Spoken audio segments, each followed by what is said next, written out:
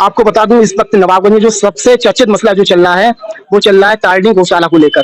मेरे साथ में जो बैठे हैं वो तारणी गौशाला के अध्यक्ष हैं राजीव गुप्ता जी। गुप्ता जी, जानना चाह रहा हूँ, सोशल मीडिया पे तरह तरह की चर्चाएं चल रही हैं कि आपने तारणी गौशाला के नाम पे चंदा इकट्ठा करा नवाबगंज से और तारणी गौशाला का वजूद कहीं नहीं है, क्या कहेंगे? सर्वप्रथम आई टुडे चैनल का बहुत बहुत धन्यवाद जो आज नवाबगंज के कुछ प्रमुख बिंदुओं पर बात करने के लिए हमारे आया है। सर्वप्रथम ये बता दूं, कोई भी सामाजिक संस्थाएं वो चंदे के बगैर चल ही नहीं सकती, सहयोग तो लिया जाता है। और हमने जो प्रथम चरण में जो सहयोग लिया था वो सहयोग भी हमने इसीलिए लिया था कि हम उसके लिए एक भूमि क्रय करेंगे और उस भूमि को हम लोगों ने क्रय किया है। ये कब चंदा लिया आपने और कब जमीन खरीदी, इसकी डेट और बता दें। देखिए, हम लोगों ने जिस समय चंदा लिया था तो चंदा लेने का जो हम लोगों का विचार था वो बाद में प्रारंभ हुआ। पहले हम लोगों ने जगह वाले से बात कर ली थी और हमारी लागत तय हो चुकी थी, इतनी लागत से हम गौशाला को खरीदेंगे, जगह खरीदेंगे, तो हमने उतना ही पैसा यहाँ से समाज से लिया। उसके बाद हमने कोई चंदा नहीं लिया और पूरा पैसा वहीं हमने उसको दे दिया गया। जिसमें नवाबगंज के गणमान्य लोग हैं, बहुत से लोग रह गए जिनको ये पता नहीं कि हमें चंदा भी कभी हुआ था। ये चंदा कोई पूछ रहा हूँ, चंदा आपने कौन सी सन में इकट्ठा करा? देखिए, ये हमारे डॉक्यूमेंटल चीजें हैं और मैं अगर आप मुझसे ये बात पूछते तो मैं शायद डॉक्यूमेंट्स लेके आता और डेट बताता। तो मैं आपको बता रहा हूँ, जो नगर के जो लोग हैं उनकी चर्चाएं ये हैं, उनका कहना है कि आपने 2005-6 में चंदा इकट्ठा करा और उनका ये भी कहना है करीब 8.5 लाख रुपए के आसपास चंदा इकट्ठा हुआ। उसके बाद में लोगों को पता ही नहीं था। आप बता रहे हैं कि आपने जगह कहीं खरीद ली है गौशाला के नाम पर, लेकिन लोगों के लिए इसके बारे में कोई जानकारी नहीं है। और 2005-6 और 2024 चल रही है, इतना लंबा समय बीत चुका, तारणी गौशाला का कहीं कोई वजूद नहीं दिखा, तो सवाल तो उठ रहे हैं। देखिए, डेट की बात है, मैं उन पर प्रश्न नहीं करूंगा क्योंकि वो भी जो हमारे हैं गौसेवक हैं, वो हमारे समाज के लोग, वो भी हमारे ही हैं और समाज की गौशाला भी है। तो मैं डेट को अभी बिल्कुल क्लियर नहीं बता पाऊंगा और मैं चूंकि अधिकृत व्यक्ति हूं तो मैं कोई भी ऐसी गलत चीजें सार्वजनिक नहीं करूंगा। सर्वप्रथम बात यह है कि ये मैं मानता हूं कि गौशाला बनने में विलंब हुआ। गौशाला बनने में विलंब होने के कई कारण भी हुए। वो कारण क्या था, हम लोगों ने गाँव जाके रज इकट्ठा करना चाहिए। जैसे ही रज की बात हुई, हमने विभागीय लोगों से बात भी की थी मिट्टी के लिए, तो वहां पर एक बात आई कि एक रोड पड़ने वाला है, यहाँ पर प्रस्तावित होने वाला है और उसमें आपकी जो जगह है वो चौड़ीकरण में चली जाएगी। तो ये चौड़ीकरण की बात आ रही थी तो हम लोगों ने कहा कि उसका इंतजार किया जाए, कहीं ऐसा ना हो कि हम समाज से फिर चंदा लें और वो बना हुआ भवन टूट जाए तो हम समाज को जवाब नहीं दे पाएंगे। चंदा लेना बहुत बड़ा काम था हम लोगों के लिए। हम लोग उसमें बहुत छोटे थे, उम्र हमारी बहुत कम थी और हम लोग पर लोग जो है ज्यादा विश्वास नहीं किया करते थे, उसमें बच्चे समझते थे हमें, लेकिन फिर भी उन्होंने सहयोग बहुत अच्छा हमारे लिए किया। ऐसे ऐसे लोग दिए थे, हम जिससे मांग रहे चंदा कम के लिए उन्होंने ज्यादा दिया। आपको नहीं लग रहा है जिन लोगों ने चंदा दिया कि गौशाला की स्थापना होगी, वहां पे गौवंश, वहां पे उनके खाने पीने की व्यवस्था, ठहरने की व्यवस्था होगी वहां पे, लेकिन गौशाला का पूरा वजूद 12 साल तक यानी कुछ नहीं दिखा? आपकी तरफ से सूचना ये अब तब आ रही है जब कुछ लोगों ने ये मामला उठाया। इससे पहले आप भी साइलेंट थे, लोग भी साइलेंट थे, भूल चुके थे कि कहीं तारणी गौशाला खुलने जा रही है। तो इतना लंबा समय बीत गया, आपको नहीं लग रहा है काफी ज्यादा समय हो गया? ऐसा है कि हर चीज का एक समय तय होता है और गौशाला बनने में विलंब का मैं उसका अफसोस भी मानता हूँ, करता हूँ। और जो है आगे और अतिशीघ्र जो समाज के लोग हैं उनके लिए वो जल्दी से जल्दी हम लोग जो है गौशाला का कार्यक्रम शुरू कर देंगे, कार सेवा भी शुरू कर देंगे। विलंब को मैं अपने लिए मानता हूँ कि विलंब हुआ है, उसमें कई कारण थे और कई कारणों के कारण विलंब हुआ, लेकिन इसका मतलब ये नहीं है कि हमने उसकी संपत्ति का खुर्द बुर्द किया। आप लोगों ने जो चंदा दिया, जो लोग जो अपनी भाषा में बोल रहे हैं, मैं उनकी बात का कोई खंडन नहीं कर रहा हूं, लेकिन हकीकत ये है कि वो लोग बिल्कुल गलत कह रहे हैं। उनके पास कोई भी तर्क नहीं है। मेरे पास प्रमाण है कि हमने चंदा कितना लिया और कितने रुपए की जगह ली है। आप वही प्रमाण तो बताएं, अब आपने कितना चंदा लिया, जो जगह खरीदी कितने रुपए की खरीदी है? हमने जो जगह ली है वो भी मैं आपको बता देना चाहता हूँ कि सारी रजिस्ट्री में लिखा हुआ है। मैं अतिशीघ्र आपके चैनल के माध्यम से सूची जारी करूंगा। मैं किसी भी प्रकार से, अगर मैं अभी मेरी लिस्ट पूरी नहीं है, अगर मैं लोगों के नाम है 20-25 लोग, 30 लोगों के, और उसमें 2 लोगों के नाम छूट जाएंगे तो फिर मुझे समाज के लोग उसी को टारगेट बनाएंगे। इसलिए मैं जब नाम सूची आपके सामने पेश करूंगा तो पूरी करूंगा, इसलिए मैं आपको नाम नहीं बता सकता अभी। काफी अंदाजा ये बता दें कितना धन इकट्ठा हुआ चंदे से, कुछ अंदाजा तो होगा, क्योंकि लोग तो ये कह रहे हैं 8 लाख 8.5 लाख रुपए की बात कर रहे हैं। देखिए, एक नवाबगंज के सामाजिक लोग हैं, मेरे बड़े भाई भी हैं, उन्होंने ये नहीं कहा था कि इतना रुपया इकट्ठा हुआ, उन्होंने ये कहा था मैंने सुना है। हमारी समिति के किसी व्यक्ति ने ये बात नहीं की कि इतना हुआ है। लेकिन उन्होंने कहा तो उसी बात को इन लोगों ने पकड़ लिया, लेकिन हकीकत क्या है कि उनको भी नहीं पता। आपको स्पष्टीकरण आप ही देंगे ना, आपको पता होगा। स्पष्टीकरण मैं देने को तैयार हूँ, हमारी समिति के लोग देने तैयार हूँ, डॉक्यूमेंटल चीज आपको उपलब्ध कराई जाएंगी। लेकिन क्या किया इन लोगों ने, मैं आज ही देने वाला था सब कुछ, मीटिंग भी मेरी हुई, बैठक हमारी कार्यकारिणी की हुई, लेकिन तब तक ये लोग ज्ञापन देने पहुंच गए। तो जब ज्ञापन देने एसडीएम साहब को पहुंच गए हैं, तो फिर है क्या कि हम उस चीज को सार्वजनिक नहीं कर सकते, क्योंकि हमें विभागीय जवाब देना पड़ेगा। तो उसमें हम वो चीज अभी क्लियर नहीं कर सकते आप लोगों के सामने। एक चीज और जानना चाह रहा हूँ, तारणी गौशाला के नाम से जो आपने चंदा इकट्ठा करा, उसका ब्यौरा आपने क्या रजिस्ट्रार के यहाँ दिया? हमारे कि आपको 50,000 मिले या 8 लाख मिले या 10 लाख रुपए मिले हैं, उसका ब्यौरा दिया आपने? कहाँ से कितना रुपया मिला है?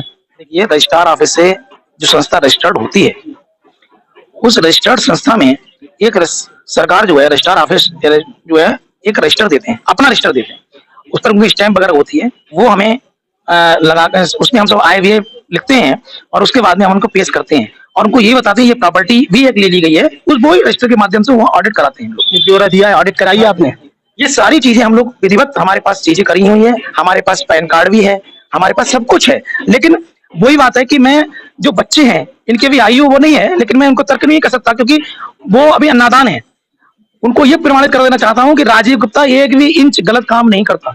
और राजीव गुप्ता ने ये भी है कि राजीव गुप्ता ने बैंक से कोई भी अकाउंट से पैसा निकालकर खर्च नहीं किया और बैंक अकाउंट में एक भी पैसा नहीं पड़ा है। सारा पैसा जो क्रय लिया वो जमीन ले ली गई, ना उसका पैसा कहीं दुरुपयोग किया गया और ना ही उसका कोई पैसा है जिसका ब्याज आता हो। जिस तरीके की बातें जो कर रहे हैं, हाँ संपत्ति ली गई है, वो संपत्ति आज महंगी जरूर हुई है, वो संपत्ति जैसी ली गई है वैसी आज ही पड़ी हुई है और वो संपत्ति हाईवे पे है। उसका मैं हाईवे वाली बात आप जो कर रहे हैं, ये भी चर्चाएं चल रही हैं, कुछ लोग जो आपके विपक्षी कहा जाए या जो सामाजिक लोग हैं उनके बीच में ये भी बातें आ रही हैं कि वो जगह इसलिए अभी तक शांत रखी गई कि हाईवे निकल रहा है, जगह की कीमत ज्यादा हो जाएगी, वो जगह आगे उसे इस्तेमाल कर लिया जाएगा, गौशाला के नाम पे कहीं और जगह ले लेंगे। ये भी चर्चाएं चल रही हैं कि इस वजह से आपने वो मामला बिल्कुल शांत रखा अभी तक, ऐसा तो नहीं था? देखिए आई टुडे माध्यम से मैं ये बताना चाहता हूँ कि ये हलवा पूड़ी नहीं है कि कोई संस्था की जमीन अगर वो महंगी हो गई तो हम उसको बेचेंगे। कहीं हमने ये विज्ञापन दिया हो, कहीं ये बात की हो कि हम सब जगह बेच रहे हैं, हमने यहाँ ग्राहक लगाए हों, ठीक, तब तो ये बात कहने की बात है। जब हमारी संस्था के किसी व्यक्ति ने भी ऐसी बात की ही नहीं है। हमने जगह, हमें 4 बीघा जमीन गांव में दान मिल रही थी, हमने नहीं ली। हमने कहा हम हाईवे में मोल लेंगे क्योंकि यहाँ से पीलीभीत के लोग, बरेली के लोग, नवाबगंज नगर के लोग, हमारे कांवरसी समाज के कांवरसी लोग जब वहां से निकले तो वहां रुकने का स्थान हो। हमारे भाजपा के कार्यकर्ता नेता लोग निकलते हैं, राष्ट्रीय नेता लोग निकलते हैं, अन्य वो लोग वहां रुके। इस तरीके के हमने गांव में अगर बनवा भी लेते तो धन उतना ही खर्च होता, लेकिन वो हम दिखाई नहीं पड़ती। लेकिन मैंने इसलिए हाईवे पे लिया। तो मैं जब हाईवे में ली और हाईवे आज चौड़ा हो रहा है और वो चीज मेरी रोड पे है, तो मैं ऐसा काम क्यों करूंगा और मुझे फिर उसके बाद कौन सी जगह से मिल जाएगी? हमने बहुत ढूंढना है, उसके बाद हमने जगह ली है। ये बिल्कुल अनर्गल बात है, जगह कोई नहीं, बस सेवक है। ये कल हमें विभिन्न माध्यमों से हमारे पास सूचना दी कि हमें स्थान थोड़ा सा उपलब्ध करा दिया जाए, तो हमने निसंकोच, बल्कि आपके ग्रुप में भी कह दिया था कि आप गौ सेवा के लिए उस जगह को यूज कर सकते हो, प्रयोग कर सकते हो। लेकिन शाम तक उनकी बातें बदल गई और उन्होंने तुरंत कहा कि ये हमें अनंत काल, शब्द को सुनिए मैं जो बोल रहा हूँ, अनंत काल तक के लिए ये हमें गौशाला दे दी जाए। तो हमने कह दिया था कि भाई हम आपको अनंत काल के लिए गौशाला नहीं दे रहे हैं, हम गौसेवा के लिए, गौ सेवा के लिए, गायों के लिए अनंत काल के लिए वो गौशाला है। ये है ना अनंत काल के लिए, मैं आपको बता रहा हूँ, रोक रहा हूँ, अनंत काल के लिए वो राजीव गुप्ता के लिए भी तो नहीं है वो जगह, क्योंकि ये समाज से जो भी धन इकट्ठा हुआ है उससे जमीन खरीदी गई है, तो ये राजीव गुप्ता की व्यक्तिगत जगह तो हुई नहीं है, ये संस्था के नाम है ना। संस्था में अगर सदस्य बढ़ते हैं, आगे चुनाव होता है, राजीव गुप्ता की जगह अगर गोपाल भाई बनते हैं या कोई और बनता है इसमें अध्यक्ष, तो वो उसका संचालन करेंगे। देखिए यही तो होता है। नहीं, देखिए मैं आपको बता दूं कि किसी भी संस्था में एक मेंबर भी होता है ना छोटा, वो उसका अहित नहीं चाहता। मैं अगर आज अध्यक्ष हूं, कल को मेरी सांसें रुक भी सकती हैं या अध्यक्ष दूसरा ही बन सकता है, तो वो अध्यक्ष जो भी बनता है वो अध्यक्ष को उस चीज से लगाव होता है, उसके लिए नुकसान पहुंचाने काम वो नहीं करेगा। तो जो उसको उचित लगेगा वो काम करेगा और वो हमें मालूम है वो गौशाला के हित में काम करेगा। संस्था में कोई भी पद स्थायी कहाँ होता है, सब अस्थायी पद है। बिल्कुल, आज आप है, कल और होगा, कोई संचालन चलता रहेगा। आपकी बात से बिल्कुल सहमत हूँ, गौशाला चलेगी, नाम भी यही रहेगा, जगह भी यही रहेगी, लोग हमारे बाद दूसरे अध्यक्ष भी आएंगे, ठीक है, तो इसमें कोई वो नहीं है। लेकिन उनकी जो मांग थी कि गौशाला हमारे नाम कर दो, मुझे आप ये बताइए, आप नाम कर दो, ये कहना था उनका वर्ड है कि गौशाला हमारे नाम अनंत काल के लिए कर दो, क्योंकि आप गौशाला बना नहीं पाए हो तो गौशाला जो है मेरे नाम कर दीजिए। आप मुझे बता दीजिए, हमने प्रथम चरण में गौशाला जगह लेने के लिए हमने लिख के गुल्लक पे भी लिखा था कि गौशाला जगह लेने के लिए ले रहे हैं, चंदा ले रहे हैं। हमने ये तो नहीं कहा था कि हम गौशाला आज ही बना रहे हैं, लेकिन समय आज आया है और आप लोगों ने भी तेजी दिखाई है। आप नए नए बच्चे हो, आप लोगों की ऊर्जा, और आप लोग हमारे भतीजे भी हो गए, कहीं ना कोई भाई भी हो गए, सब हमारे अपने हैं लेकिन गुमराह हैं। और मैं उन लोगों के से बिल्कुल भी वो मुझसे अधिकार से लड़ सकते हैं, मैं उनकी बात को बिल्कुल बुरा नहीं मानना। कभी मेरी भी आयु ऐसे हुआ करती थी, आज वो कर रहे हैं, मुझे कोई ऐतराज नहीं है। लेकिन इस मामले में ठाकुर जी महाराज समिति के जो अध्यक्ष हैं प्रबंधक प्रेम प्रकाश रस्तोगी जी, उनके बेटे सचिन रस्तोगी वो लगातार शिकायतें कर रहे हैं, आज ज्ञापन भी दिया, तो क्या कहेंगे देखिए इस बात को लेकर? देखिए, प्रेम प्रकाश रस्तोगी मेरे बड़े भाई हैं। नवाबगंज में ठाकुर जी महाराज के वो सर्वाकार हैं और लगभग आधा नवाबगंज उनके हिसाब से ठाकुर जी महाराज के अंतर्गत आता है। आधा नवाबगंज, लगभग आधा नवाबगंज। तो आपको मैं बता देना चाहता हूँ कि मैंने उनसे एक राय भी दिया था आपके ग्रुप के माध्यम से कि उनके बेटे मेरी तरफ देख रहे हैं, मेरे तरफ उंगली उठा रहे हैं, जबकि हमने वो जगह कोई सड़क की पड़ी हुई नहीं ली, हमने मोल ली है। और वो तो जो है जगह जो बता रहे हैं वो जगह तो उसमें से कोई जगह गौशाला के बच्चों के लिए नामकरण दे दें, मैं तो बाउंड्री में रहेगा नगर के अंदर, मैं तो गांव में पड़ा हुआ है, अगर कोई कर्मचारी भी रखी होगा तो मार दिया जाएगा। पहले गाय बिका करती थी, अगर वहां 20-25 गाय रख देते और बिल्कुल अकेली पड़ी हुई गौशाला थी तो उसमें तो गाय कर्मचारी मारा जा सकता था, और कई गौशाला में ऐसे कांड हुए हैं। इसका जवाब दिया था उन्होंने आपको कुछ? तो उन्होंने जो जवाब दिया वो उन्होंने जवाब ये दिया कि हमने कहीं पर भी जमीन जो है अपनी निकाली नहीं है, बल्कि हमारी जमीन है।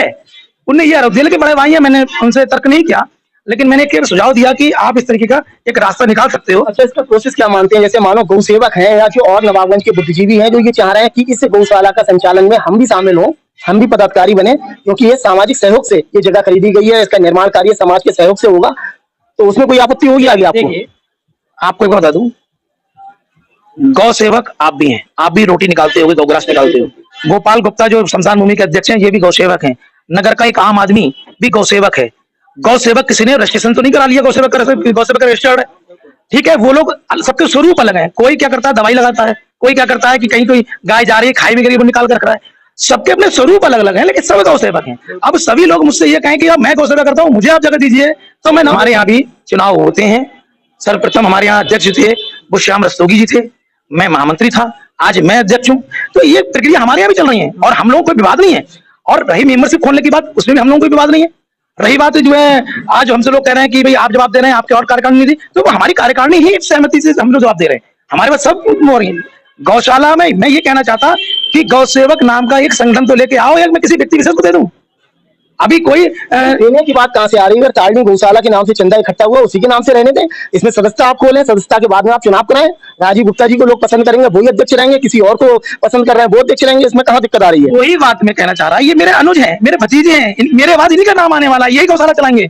और इनको मैं अभी भी इनको समझाने का प्रयास कर रहा हूँ। ये मुझ पर जिस तरीके की भाषा प्रयोग कर रहे हैं आप देख रहे होंगे, मेरे समकक्ष के लोग मुझसे राजीव जी करके बोल रहे हैं, वो मुझसे राजीव करके बोल रहे हैं। मैं तो ये लग रहा है बहुत बड़ा आपने घोटाला कर लिया है। लेकिन मेरे समकक्ष लोग, मुझसे बड़े लोग, मेरे बड़े भाई मुझसे राजीव जी करके बात कर रहे हैं, उनकी मर्यादा देखिए राजीव करके बात कर रहे हैं। लेकिन मैं फिर भी कह रहा हूँ ये नादान लोग हैं, ये नादान लोग हैं, और मैं इन नादान लोगों के लिए माफी करता हूँ, माफ करता हूँ। और मैं ये चाहता हूँ कि आप लोग सर जाओ, गौशाला आपकी है, आप लोग उसमें काम करो, मन से काम करो। लोग ये चाह रहे हैं, आप स्पष्ट कर दें थोड़ा सा कि आपने जो जमीन खरीदी है कितने रुपए की खरीदी है, और जिन लोगों से आपने चंदा लिया है उसकी पूरी सूची आप स्पष्ट करें कि मैंने साहब इतने लोगों से चंदा लिया, इतना चंदा इकट्ठा हुआ है। ये लोग चाह रहे हैं, इस नवाबगंज की जो जनता है, जिन लोगों ने आपको रुपया दिया है, चंदा दिया है, या जिसने नहीं दिया है, ये जानना चाह रहे हैं। वो चीज स्पष्ट कब करेंगे आप? देखिए मेरे पास, मैं आपको बता देना चाहता हूँ, ये स्पष्ट करने की डेट कल या परसों निर्धारित कर देते हैं। समाज का पैसा है, समाज अपने पैसे का एक एक पैसे का हिसाब मांगने के लिए तैयार है, और मैं देने को बाध्य हूं, और मैं दूंगा। राजीव गुप्ता किसी भी प्रकार का चवन्नी का भी समाज का दोषी नहीं है, और ये कलंक भी अपने ऊपर लेके नहीं जाऊंगा, ये भी निश्चित बात है। और लेकिन उनके पूछने का तरीका गलत, आप उस तरीके को पूछिए। वो आखिर को एक नादान व्यक्ति, जिसने कभी मैंने गोद में खिलाया और मेरी शर्ट पे पेशाब किया हो जिसने, और वो मुझसे इस भाषा में बात करेगा। बोलने का तरीका तो हर व्यक्तिगत ही होना चाहिए, कोई भी हो। पहुंचती है, लेकिन अगर वो मुझसे रिश्ते से प्यार से अगर मुझसे बात करने में बुलाया, आज मीटिंग बुलाई मैंने, आप लोग आ जाओ गौ सेवक लोग, हम लोग बैठ के निस्तारना करेंगे, तो उन्होंने कहा कि हम सोशल मीडिया के माध्यम से बात करेंगे, उसके माध्यम से बात करेंगे, मीडिया ऐसी, और आप चालाकी दिखा रहे हो, आप ये दिखा रहे हो, वो दिखा रहे हो। क्या चालाकी दिखा रहा हूँ? गौशाला को बचाने की बात कर रहा हूँ, आप लोगों को गौशाला चलाने के लिए बात कर रहा हूँ, आप लोगों को मैं पैसा देता हूँ। आप बोलते दवाइयों के पैसा नहीं है, राजीव भैया पैसा दे दो, मैं पैसा देता हूँ। आप लोग कहीं बुलाते हो, वहां खड़ा होता हूँ। जिस तरीके से आपने आज कर रहे हो, मैं जिस समय सैला ताहिर के जमाने में चेयरमैन साहब के सतपाल की सरकार हुआ करती थी, उसके नाम से लोगों के पेशाब निकल जाया करती, राजीव गुप्ता ने उसमें संघर्ष किया गौशाला के लिए, उस समय लड़ा हूं मैं। गौशाला के लिए? और क्या, कौन सी गौशाला? यही तारणी गौशाला के लिए मैं लड़ा हूँ। मेरी रथ यात्रा गौशाला के लिए निकलने देते थे। मैंने कितनी मुश्किल से कई गायों को मैंने पकड़ा है। मैंने जो है कई हिंदू महिलाओं की मैंने पिटाई की है गौशाला गायों के लिए, मुस्लिम गायों के लिए। मुस्लिम लिए गाय पास करते थे, गांव में घेर घेर मैंने काम किया। आप हिंदुत्व सिखा रहे हो, मुझे आप गौ रक्षा सिखा रहे हो, मुझे आप गौ सेवक की बात सिखा रहे हो। अरे मेरे समकक्ष के लोगों से पूछो जाके कि राजीव गुप्ता ने हिंदुत्व के लिए क्या काम किए हैं। फिलहाल वो आपसे 3 चीजें मांगना चाह रहे हैं कि सदस्यता उसकी खुल जाए, दूसरी जो चंदा जो दान वाले लोग हैं जिनने आपको दान दिया है वो सूची जारी हो जाए, और तीसरा जो आपने जमीन खरीदी है जो बैनामा हुआ है उसमें कितना रुपया खर्च हुआ है। ये 3 चीजें ये नगर के लोग जानना चाह रहे हैं, ये चीज स्पष्ट करें राजीव गुप्ता जी, ये चाह रहे हैं वो। देखिए, बिल्कुल सही क्वेश्चन है तीनों, और तीनों पे हर संस्था को जवाब देना चाहिए। लेकिन मैं एक बात आपसे कहना चाहता हूं कि ये जवाब किस किस रूप में और कौन कौन मांगना चाहता है, पहले वो तो इकट्ठे हो जाए। हम जवाब देते थे, कल से हम जवाब इसलिए दे रहे हैं, व्हाट्सएप ग्रुप में बराबर जुड़े हुए हैं कि कोई ये ना कर आज तो जवाब देने के पीछे भाग गया। आज आपने मुझे बुलाया, मैं आपके पास भी आया, क्योंकि भागा नहीं हूं। लेकिन जिस तरीके अनलगर बयान दे रहे हैं उनको ये स्पष्ट हो जाना चाहिए और उनको समाज में जवाब देना चाहिए आगे, क्योंकि उनकी राजनीति आगे क्यों नहीं है।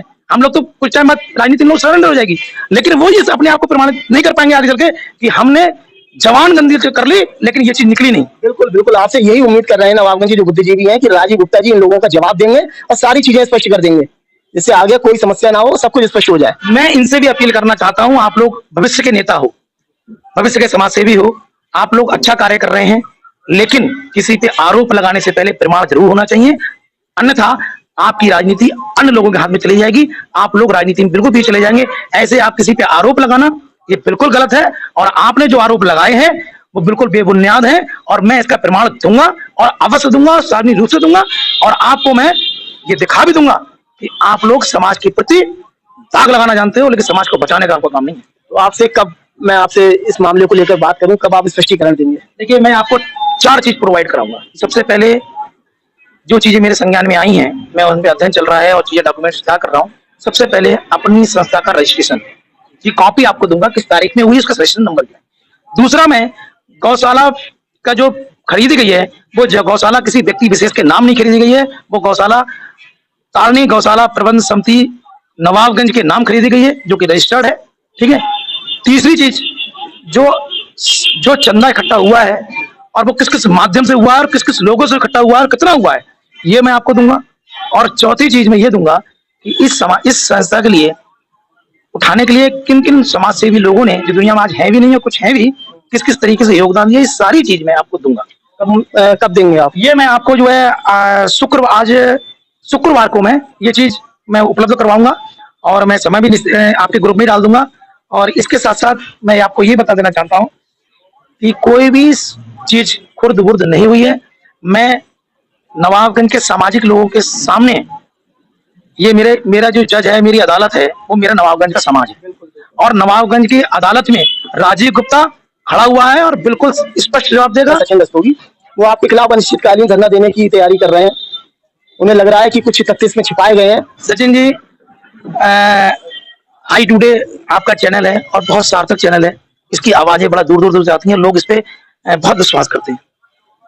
इस चैनल के माध्यम से मैं ये भी कहना चाहता हूं कि धरना देना ये किसी का भी अधिकार है, संवैधानिक अधिकार है। आप धरना दें, अनिश्चितकालीन के धरना दें, जो चाहे करें, लेकिन धरने में जो चीज लेके बैठो, मैं निवेदन करना चाहता हूं, मेरे भतीजे ही हैं वो, कि प्रमाण के साथ बैठना, मुंह छुपाना ना पड़ जाए, क्योंकि ये समाज में आप मेरे लिए गुमराह कर रहे हो। अभी तो आपने करा है, मैं उसका जवाब देने के लिए तो मेरे पास ही तो अधिकार है, आपके प्रश्नों का जवाब तो मैं ही दूंगा। तो इसलिए धरने में बैठने के पहले ये सुनिश्चित कर लेना कि प्रमाण होने चाहिए, वरना समाज आपको अच्छा साबित नहीं करेगा। एक सवाल मैंने कई बार आपसे करा, सदस्यता खोलने वाला, उसको लेकर आपने कुछ जवाब नहीं दिया, उसमें क्या प्लान है आपके आगे? देखिए, संस्था को मैंने व्हाट्सएप ग्रुप पे डाला है कि हमने जो है संस्था खोली है, अब जिसका आवेदन आएगा उस पर विचार करा जाएगा। सहयोग गौशाला, ये निश्चित है, किसी भी संस्था का सहयोग करने वाला ही गौशाला का सदस्य होगा, उसका अवरोध पैदा करने वाला गौशाला का सदस्य नहीं होगा। अवरोध और सहयोग आप कैसे स्पष्ट करेंगे, क्योंकि आपकी निगाह में कुछ लोग अवरोध कर रहे हैं, उन्हें लग रहा है कि वो गौ सेवक हैं, वो सहयोग करते हैं गौ का, तो आप कैसे स्पष्ट कर पाएंगे? आपने ही कहा था कि अध्यक्ष भी जो है वो बहुमत से और अल्पमत से चुना जाता है, तो हमारी कार्यकारिणी है, वहां भी अगर जो है आपका नाम आएगा, अगर बहुमत से सब लोगों ने प्रस्ताव कर दिया या 5 लोगों ने कर दिया, ज्यादा लोगों ने कर दिया, तो आप बनेंगे। उसमें राजीव गुप्ता केवल रबड़ स्टैंप है, अध्यक्ष केवल, जो राजीव गुप्ता जो लोग उसकी सहयोग राशि कुछ सोची है देखिए प्रत्येक सदस्य? सहयोग राशि भी जो है वो खोल दी गई है, मतलब खोली नहीं है, लेकिन आज सब बातें हो जाएंगी। सहयोग राशि जो होगी वो भी ली जाएगी, बगैर सहयोग राशि के तो मेंबर बनाएंगे ही नहीं। और सब कुछ भी कई चीजें ऐसी होती हैं, कभी कभी ऐसी चीजें भी होती हैं कि सहयोग नहीं है। 3 प्रकार के सहयोग होते हैं, आर्थिक सहयोग, मानसिक सहयोग और शारीरिक सहयोग। तो इसमें ये मानक हम नहीं रखेंगे कि आर्थिक सहयोग ही होना चाहिए। अगर वो वास्तव में समाज सेवी है और वो सेवा करना चाहता है तो उसकी आर्थिक और जो है सामाजिक ये मानक को भी हम उसमें सेट जो करेंगे। लोग अवरोध कर रहे हैं आपकी निगाह में, उनके लिए क्या सोचा है? अवरोध मेरी नजर में अगर वो है तो उसे मैं अवरोध नहीं कहूंगा, लेकिन मेरी समिति बनी है, उस समिति के लोग अगर उसको अवरोध मानेंगे तो अवरोध माना जाएगा। लेकिन राजीव गुप्ता उसे अकेला अवरोध सिद्ध नहीं कर सकता। तो फिलहाल आज 24 तारीख है, 26 तारीख को शाम को जो लोग जानना चाह रहे हैं उसके लिए स्पष्ट आप कर दें, बस यही नवाबगंज के लोगों की मांग है। 26 तारीख को नवाबगंज में जो मैंने आपको बताए हैं ये चीजें प्रमाण के साथ मैं प्रस्तुत करूंगा आपके चैनल के माध्यम से।